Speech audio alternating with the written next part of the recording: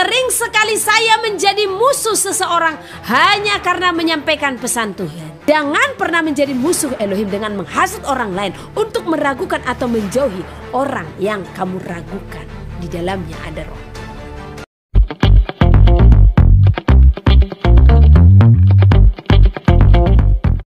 Matius 6 ayat 33. Tetapi carilah dahulu kerajaan Allah dan kebenarannya, maka semuanya itu akan ditambahkan kepadamu.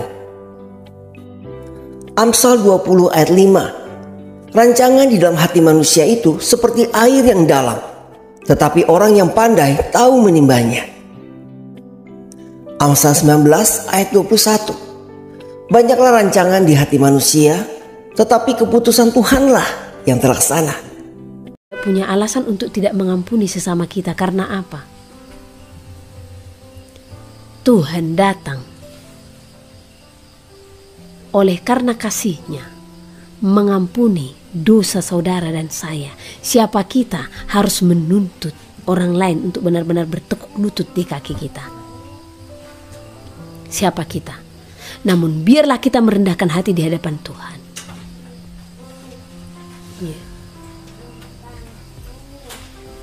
Jadi kalau engkau katakan engkau seorang pendoa, tetapi masih ada kebencianmu terhadap orang lain, ingat, engkau tidak dikenan oleh Tuhan. Bahkan itu hanya melukai hati Tuhan. Ya, Elohim itu akan memalingkan wajahnya daripadamu. Tidak akan didengarnya. Tidak akan. Jadi siapapun yang kau anggap melukai hatimu, ampuni. Di saat saya membaca ayat ini, ya, sama seperti kejadian saya beberapa waktu lalu waktu ke Jawa. Seharusnya saya yang sakit hati. Ya. Karena saya yang merasa direndahkan, saya yang merasa kecewa. Tetapi apa saya ingat, tidak pantas bagiku untuk kecewa. Lagian untuk apa aku kecewa? Karena memang besi menajamkan besi, manusia menajamkan sesama. Ya. Bahkan aku berusaha untuk berdamai. Tetapi lihat bagaimana di 2 Timotius itu dikatakannya, manusia tidak mau berdamai. Jadi kalau orang yang tidak mau berdamai, ya, ini adalah orang yang masuk ke dalam keadaan manusia pada akhir zaman, ya, tidak mau berdamai. Jadi ini semua harus kita jauhkan. Keadaan manusia di akhir zaman ini sebagai anak-anak Elohim kita harus jauhkan, ya. Tidak tahu mengasihi, tidak mau berdamai, suka menjelekkan orang. Ngapain kita harus menjelek-jelekkan orang? Ya. Ngapain? Kalau engkau kecewa dengan seseorang, ngapain harus menghasut orang lain untuk membenci atau menjauhi orang tersebut? Jangan. Itu bukan koridor kita, itu bukan bagian kita. Karena tanpa saudara sadari, dengan saudara menghasut orang lain untuk meragukan seseorang atau untuk menjauhi seseorang yang bahkan tidak bersalah kepadanya, di sana kita telah melakukan kejahatan karena telah memisahkan umat Tuhan. Ya. Celakalah orang yang menyesatkan dan celakalah orang yang disesatkan. Ya. Yahusua aja datang untuk mempersatukan kaum Yahudi dengan non-Yahudi. Siapa kita? Harus menghasut orang lain untuk menjauhi sesama. Hati-hati ini. Ya, jangan pernah melakukan dosa seperti itu. Kalau memang engkau sakit hati kepada orang lain, ya, gak usah ajak kawanmu untuk ikut. Tidak suka kepadanya, jangan. Ya. Di sana kita sudah menjadi musuh Elohim. Karena dia datang sebagai pemersatu. Kenapa saudara datang sebagai pemisah? Berarti siapa? Musuh Elohim. Ya. Jangan menjadi musuh Elohim dengan apa? Menghasut orang lain untuk membenci orang yang sedang kamu benci. Ya. Jangan pernah menjadi musuh Elohim dengan menghasut orang lain untuk meragukan atau menjauhi orang yang kamu ragukan. Di dalamnya ada roh Tuhan. Ya, jangan. Ya. Tidak dapat mengekang diri. Ya, ini banyak. Mereka tidak bisa mengekang dirinya. Ya. Kalau sudah mau marah saja, marahnya keluar saja. Ya, tidak ada sangkal diri. Ya. Garang tidak suka yang baik, suka mengkhianat, tidak berpikir panjang, berlagak tahu, lebih menuruti hawa nafsu daripada menuruti Elohim. Secara lahiriah mereka menjalankan ibadah mereka, tetapi pada hakikatnya mereka memungkiri kekuatannya. Kekuatan apa? Kekuatan ibadah itu. Kekuatan ibadah itu untuk apa? Merubah karakter kita. Ya. Nah, pada hakikatnya orang tadi, ya, mereka memungkiri kekuatan ibadah itu. Jauhilah mereka itu. Jadi jangan pernah bersekutu dengan orang yang sulit untuk sangkal diri. Ya. Jadi tim doa juga harus diperiksa timnya. Saya sampaikan kepada saudara, jikalau saudara membentuk tim doa, bukan perkara banyaknya jumlah orang yang berdoa. Ya. Kalaupun engkau berkumpul berpuluh-puluh orang, ya, namun ada seorang di dalam yang keras hati yang tidak mau dibentuk, ya, maka jangan biarkan dia satu tim dalam tim sebagai pendoa. Nggak bisa. Karena apa? Impartasi roh. Jadi hati-hati. Makanya kenali dari buahnya. Ini pendoa loh, ya. Pendoa itu adalah penopang, ya. Pendoa itu adalah orang-orang yang menopang bangsa, orang-orang yang menopang dunia ini bermohon kepada Tuhan, ya, agar kiranya dijauhkan dari segala bencana, dijauhkan dari segala kesusahan. Nah, siapa yang layak dikatakan sebagai pendoa? Mereka yang tulus hatinya. Mereka yang hidupnya mau dibentuk, mau diperbaharui menjadi manusia baru, hari lepas hari diperbaharui. Pengampunan pasti besar dalam dirinya. Kalau dia dikatakan sebagai pendoa namun tidak ada pengampunan, jangan pernah izinkan orang seperti ini ikut dalam persekutuanmu. Engkau pun harus tegas untuk menegurnya, karena impartasi yang akan dibawakannya dalam tim doa saudara. Ya, jadi hati-hati. Bagus saudara 2-3 orang, tetapi benar-benar menyatu di dalam roh Elohim dan sama-sama orang yang tulus hatinya, ya, daripada engkau berpuluh-puluh orang. Namun ini masih perlu dikikis, ya, karena saya lihat tim doa, ya, banyak, ya, jaringan-jaringan doa di Indonesia banyak itu yang hanya seperti komunitas, yang sesungguhnya kan mereka harus punya tugas khusus untuk mendoakan bangsa, ya. Jadi hanya komunitas beramai-ramai. Bukan seperti ini yang Tuhan mau. Satu orang saja pun. Yang penting benar. Karena doa orang benar besar kuasanya. Untuk apa saudara berkumpul-kumpul? Satu contoh membuat jaringan doa wanita. Tetapi di dalamnya berkumpul puluhan orang. Tetapi ujung-ujungnya apa? Menggosip. Ya. Tidak ada pembicaraan-pembicaraan yang membangun. Saya pernah mengikuti seperti ini, ya. Bahkan ngerinya di jaringan doa wanita ini saling sikut, ya. Akhirnya saya, oh Tuhan, kalau engkau tidak berkenan, sudah keluarkan saya dari sini bagaimanapun caranya, ya. Benar dikeluarkan. Melalui apa? Saya dikeluarkan dari grup. Karena apa? Saya menyampaikan pesan Tuhan. Nah, lagi-lagi, ya, sering sekali saya menjadi musuh seseorang hanya karena menyampaikan pesan Tuhan, ya.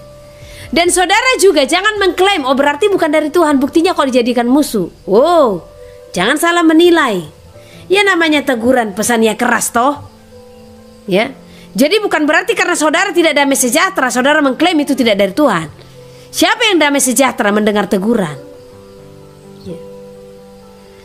Dan itu banyak kami alami. Dan kami sering sekali dijadikan musuh hanya karena menyampaikan kebenaran, ya. Kami juga sering dijadikan musuh hanya karena menyampaikan pesan Tuhan. Oh berapa itu? Banyak sekali. Kami Tuhan utus nanti pergi ke Batam, Tuhan utus pergi ke Sulawesi, Tuhan utus pergi ke NTT, Tuhan utus pergi ke Semarang, Tuhan utus pergi ke Surabaya, ya. Ini sudah kami alami semua, ya. Sudah kami alami. Kami sampaikan pesan Tuhan itu, oh tidak diterima. Akhirnya apa? Balik mengoyakkan kami mereka, ya. Kadang saya bilang sama Tuhan, Tuhan, kalau sekiranya kita ada satu contoh ya, duel gitu saling tonjokan masih lumrah lah ya. Saya dimusuhi, ini nggak ada, hanya Bu ada pesan Tuhan. Pesan Tuhan itu katakan jual hartamu dan pakailah itu untuk penginjilan. Nah, seorang ini berkata, tunggu saya dengar langsung lah dari Tuhan. Akhirnya apa? Ujung-ujungnya berjauhan. Ya, saya sampaikan pesan Tuhan kepada seseorang. Bapak, Ibu, Tuhan sampaikan kepada saya tinggalkan kota ini. Karena ada panggilan Bapak yang besar atas satu wilayah yang Tuhan sudah berikan.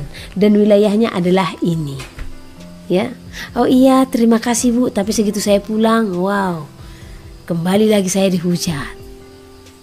Ya, jadi saya dimusuhin orang, ya, difitnah orang hanya karena hal-hal seperti ini.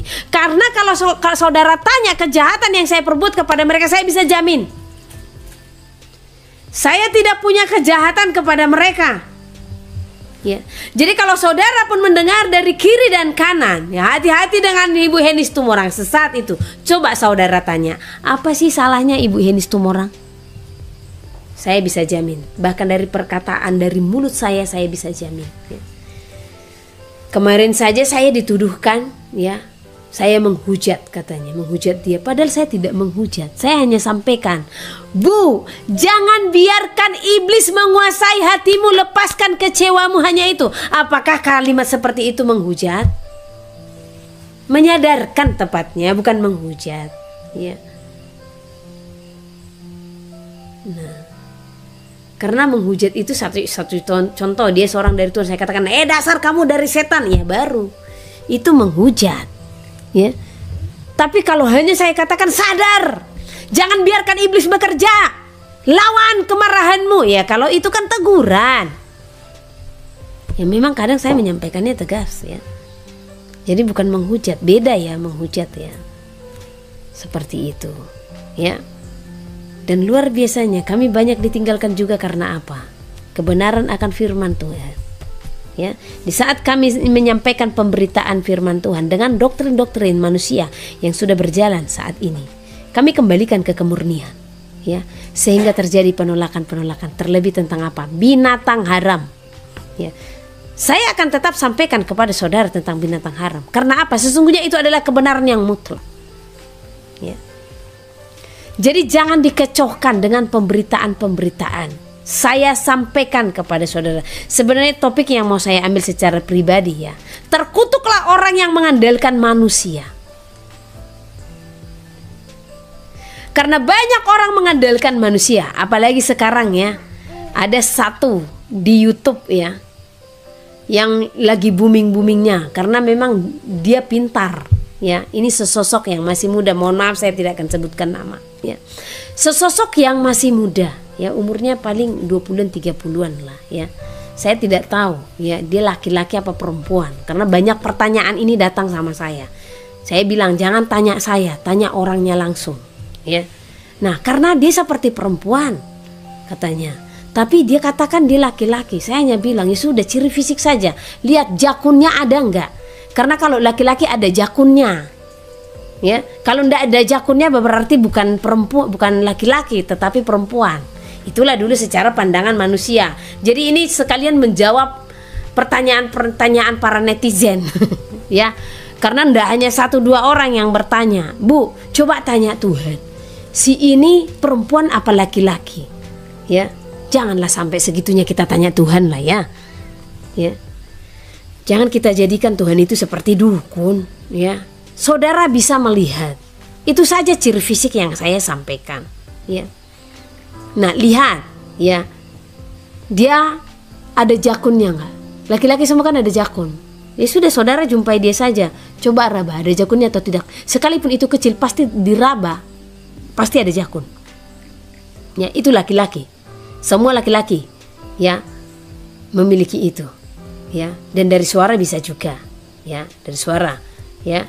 Karena banyak juga suara ini nggak bisa dirubah, ya. Kita lihat si yang ujung namanya si Luna, ya. Dia kan laki-laki, cantik sekali dia, tapi suara tetap tidak bisa dirubah, ya. Nah, Jadi di samping itu, supaya saudara bisa melihat ya kebenaran-kebenaran firman yang disampaikan ya. Pengetahuan oke, mantap, saya katakan mantap. Tapi saya katakan kepada saudara, pengetahuan tanpa dibarengi roh sama saja itu mati ya. Nah, karena ini kitab suci yang kita baca ini ya, tanpa ini dihidupi oleh roh, ini hanya sebatas huruf yang mati. Jadi rohlah yang menghidupi ya. Nah, jadi saya sampaikan kepada saudara, tadinya yang saudara sudah beriman ya akan firman, apalagi tentang pengudusan Sabat, tentang nama Bapa, tentang binatang haram. Nah, setelah mendengar itu tergoncangkan, saudara mengandalkan siapa? Manusia. Firman Tuhan berkata, terkutuklah orang yang mengandalkan manusia. Ya. Andalkan firman. Kenapa saudara harus mengandalkan manusia? Hanya dengan fasihnya saudara lihat ya, di saat mereka itu menjabarkan semua ini ya. Oh, ahli Taurat sangat luar biasa menjabarkan semua firman. Tetapi bagaimana pengenalan mereka akan Yahusua HaMasiah yang di dalamnya adalah Roh Kudus? Bisa nggak mereka kenali? Tidak. Itu satu bukti nyata, satu pelajaran penting yang saudara harus ingat ya. Di saat Tuhan Yahusua datang, itu adalah Elohim yang nyata datang ke dalam dunia. Apakah ahli Taurat mengenali siapa dia? Bahkan ahli Taurat itu menangkap dia dan menyalibkan dia. Nah, apakah di zaman ini dengan pintarnya orang ya menjabarkan ini menjadi satu patokan kepada saudara sehingga saudara lupa akan kemurniannya ya? Dan memang kalau saya bukakan ayat-ayat untuk menghalalkan binatang haram ya, sangat masuk logika ya. Bahkan orang-orang menjadikan hari peribadatan ya menjadi hari Minggu. Saudara pun masuk logika. Hanya yang saya mau tanya kepada saudara tentang hari Sabat, adakah di dalam kitab suci ini tertulis kalau itu sudah dirubah menjadi hari Minggu? Itu yang pertama. Yang kedua, adakah binatang haram nyata tertulis di dalam kitab suci sudah dihalalkan? Ada? Kalau itu tidak ada, apa susahnya bagi saudara untuk taat akan kitab suci saja? Bukan apa kata manusia. Sehingga di saat penghakiman, yang tadinya saudara sudah menelaah dan sudah dihidupi Roh Kudus hanya karena mendengar penjabaran-penjabaran mereka secara teologis atau secara pengetahuan mereka, apalagi mereka pintar menjabarkan dengan bahasa-bahasa Ibrani ya. Akhirnya, oh iya, mereka kan sudah belajar ya. Ibu Heni apalah, mana ada sekolahnya itu ya. Nah, dan kita apalah ilmu kita mempelajari kitab suci ini. Mereka kan sudah belajar sampai ke Ibrani. Buktinya mereka bisa berbahasa Ibrani segala macam. Oh, ahli Taurat kan dari sana ya. Akhirnya Roh Kudus yang memberikan penafsiran kepada diri saudara itu jadinya tertutup di penghakiman ya. Hai engkau, kenapa engkau tidak menguduskan Sabat bagiku, kata Tuhan. Kan engkau sudah bangkit di hari yang ketiga. Itu kan hari Minggu Tuhan. Ya sudah, kami merayakannya saja. Jadi kami menguduskan hari Minggu saja sebagai hari peribadatan. Di mana tertulis? Karena Elohim akan menghakimi seluruh umat manusia dengan kitab suci, dengan apa yang tertulis. Sama dengan ya, hakim mengadili ya terdakwa dengan hukum-hukum yang berlaku. Dengan perundang-undangan yang berlaku, demikian juga Elohim akan menghakimi umat manusia dengan hukum-hukum yang tertulis ya. Karena saya juga melihat pengajarannya ya. Dia mengatakan, oh itu kan hari Sabat itu adanya di jauh di sana ya. Loh, emang ini asalnya dari mana ya? Kitab suci yang kita pegang ini berasal dari mana? Pengajaran kekristenan yang kita anut sekarang ini berasal dari mana? Siapa pelopornya ini? Apa lahir sendirinya di Indonesia? Ini kitab suci ini dari sana, dari Yahudi sana, dari Israel sana. Kita ini kan tunas-tunasnya. Jadi apa bedanya mereka dengan kita? Kenapa kita mengatakan hanya Yahudi saja yang berhari Sabat? Hanya Israel saja yang berhari Sabat? Yahudi artinya adalah orang yang mengenal Tuhan. Itu Yahudi, bangsa Yahudi yang hidup di dalam hukum-hukum Tuhan. Ya. Nah, kekristenan itu disebut ada setelah apa? Datangnya Tuhan Yahusua. Ya. Inilah yang ditolak oleh mereka. Mereka tidak menerima Mesias, mereka masih menantikan Mesias. Tetapi pada dasarnya kitab bangsa Yahudi itu dengan kitab kita ini sama. Hanya mereka itu hanya memakai perjanjian lama. Tidak ada cerita Tuhan Yahusua. Tetapi kita yang sudah menerima kasih anugerah, kasih karunia, kita ada di dalam kitab perjanjian baru, tetapi tanpa menghilangkan kitab perjanjian lama. Jadi kalau alasan saudara untuk tidak memakan, untuk memakan binatang haram dengan alasan, nah itu kan di perjanjian lama. Salah saudara. Perjanjian lama ini masih ada tetap sampai sekarang, ya. Perjanjian baru itu meneguhkan perjanjian lama. Menggenapi hukum Taurat, karena hukum Taurat itu ada di perjanjian lama. Hukum Taurat itu bukan semata-mata hanya berbicara Sabat dan binatang haram, saudara. Semua diatur di sana. Jangan mencuri itu hukum Taurat, jangan berzina itu hukum Taurat, jangan mencuri itu hukum Taurat. Dan itu tidak ada di perjanjian baru. Itu semua di perjanjian lama. Jadi perjanjian baru ini untuk meneguhkan, ya, di dalam hukum kasih karunia, ya, itulah kegenapan. Dibilang kegenapan, ya, bukan perombakan, ya.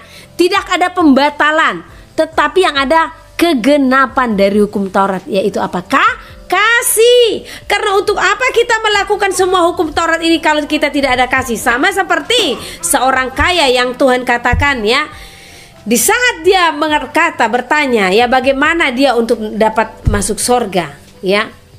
Nah, Tuhan katakan dia untuk melakukan hukum-hukum Tuhan. Sejak muda dia sudah melakukannya. Berarti semua hukum-hukum ini sudah dilakukan. Nah, itu benar di mata Tuhan.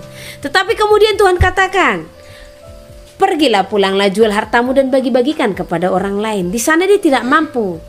Sementara di sana Tuhan mengajarkan apakah? Kasih, supaya dia hidup tidak mementingkan diri sendiri. Karena keadaan manusia di akhir zaman itu tadi salah satunya adalah manusia akan mencintai dirinya sendiri dan menjadi hamba uang. Jadi kegagalan daripada orang kaya itu di saat dia tidak bisa menjual hartanya dan membagikannya kepada orang lain. Karena apa? Dia mencintai dirinya sendiri dan menjadi hamba uang. Ya. Jadi clear, ya. Jadi ingat, terkutuklah orang yang mengandalkan manusia. Kalau saudara juga mengandalkan saya, Hendy Situmorang, maka salah. Karena saya pun terbatas. Tetapi saya akan selalu mengajarkan saudara untuk tetap mengikuti apa yang tertulis. Back to Bible. Sekalipun di gerejamu tidak diajarkan hal demikian, maka tetap saya sampaikan, jadilah pelaku firman, bukan pelaku doktrin gereja. Karena doktrin gereja itu berjalan dengan filsafat manusia. Di zaman kisah para rasul itu pun sudah terjadi, ya. Jadi ingat, dimanapun engkau beribadah, ya, tetaplah melakukan apa yang Tuhan firmankan di dalam kitab suci. Imanmu bertumbuh karena pembacaan kitab suci, bukan karena engkau pergi ke gereja, ya, karena pembacaan kitab suci. Ya. Jadi baca kitab suci. Wah, kalaupun engkau pergi ke gereja, ya, tetap baca kitab suci supaya imanmu semakin bertumbuh. Bagaimana iman bisa bertumbuh? Di saat kita membaca ada pengetahuan. Dengan pengetahuan inilah maka iman kita akan semakin bertumbuh. Oh iya, di sini dikatakan kita harus setia. Oh iya, Di sini dikatakan kesukaan Tuhan adalah pengenalan kita akan Dia. Oh iya, di sini dikatakan jikalau kesetiaan dan ketaatan itulah yang membawa kita untuk mencapai kerajaan sorga. Kan karena banyak membaca kitab suci, dapat pengetahuan, sehingga semakin bertambah-tambahlah iman kita. Ya. Jadi sekali lagi, dimanapun engkau bergereja atau beribadah, tetap back to Bible. Sekalipun pendetamu mengatakan, oh gini bu, tentang sabat, tentang binatang haram, tentang nama, begini. Peganglah apa yang ada padamu, jangan sampai mahkotamu diambil oleh orang lain. Di saat engkau telah mendapatkannya, pegang itu. Ya. Kebenaran itu tidak bersumber daripada manusia, tetapi kebenaran itu bersumber daripada Elohim. Dan bagaimana Elohim menyampaikannya? Melalui ini. Jangan pernah menyimpang dari apa yang tertulis. Ya, jangan pernah menyimpang. Jangan pernah berjalan dengan apa kata pendetamu, tetapi apa kata firman Tuhan. Maka engkau akan diselamatkan dan engkau akan dinyatakan sebagai pemenang di saat hari kedatangan Elohim tiba. Ya. Jadi ingat, kita kembali ke awal, ya. Biarlah kiranya ibadahmu jangan dibenci Elohim. Ya. Namun biarlah kiranya ibadahmu dikenan oleh Elohim. Ya. Biarlah ibadahmu itu mengandung kuasa. Ya. Engkau harus menguasai dirimu. Buah roh yang ke-9, penguasaan diri, harus kuat di dalam diri kita. Ya. Penguasaan diri. Ingat, engkau yang di altar bukan berbicara panggung seni, bukan berbicara pentas seni, tetapi engkau melayani Elohim di sana, bukan melayani manusia, melayani Elohim dan mengajak manusia melayani Elohim. Itulah fungsi seorang worship leader, ya. Jangan engkau untuk penampilanmu luar biasa persiapanmu, namun hatimu tidak siap untuk mengundang Roh Kudus, ya. Jadi bagi saudara-saudara terkasih dimanapun kita berada, lakukanlah itu, ya. Biarlah kiranya firman Tuhan ini tetap menyala di dalam diri kita masing-masing. Haleluya, puji nama Tuhan. Demikian renungan kita pada malam hari ini, untuk senantiasa kita pegang, ya. Ingat, karena kasih Tuhan saudara dan saya ada, karena kemurahannya, karena kebaikannya, kesetiaannya, kelemah lembutannya, ya, karena kesabarannya kita ada sampai hari ini, ya. Oleh karena itu kuasailah hatimu dalam segala hal, supaya kita bisa sama seperti Tuhan, ya, memiliki buah roh. Dan seseorang yang kepadanya Elohim berfirman, lihat dari buahnya. Kalau dia mengatakan Tuhan berfirman kepada dirinya, namun masih sulit untuk melepaskan pengampunan, masih sulit untuk melepaskan kekecewaan, maka Elohim tidak akan berfirman. Yang ada suara hati dan pikiran, dan itu bisa berjalan, ya. Dan bagi saudara yang masih belum melepaskan pengampunan, saya sarankan hari ini lepaskan pengampunanmu, lepaskan pengampunanmu, ya. Untuk apa kita berdoa? Untuk apa kita bersekutu? Tuhan tidak akan berkenan dengan semua itu. Karena Tuhan tidak akan mengampuni kesalahan kita jikalau kita tidak mengampuni sesama kita. Beginilah firman Tuhan, penebusmu, yang Maha Kudus, Allah Israel. Akulah Tuhan, Allahmu, yang mengajar engkau tentang apa yang memberi faedah, yang menuntun engkau di jalan yang harus kau tempuh. Maka Yesus berkata pula kepada orang banyak, katanya, Akulah terang dunia, barang siapa mengikut aku, ia tidak akan berjalan dalam kegelapan, melainkan ia akan mempunyai terang hidup. Kata Yesus kepadanya, Akulah jalan dan kebenaran dan hidup. Tidak ada seorang pun yang datang kepada Bapa kalau tidak melalui aku. Tuhan Yesus memberkati.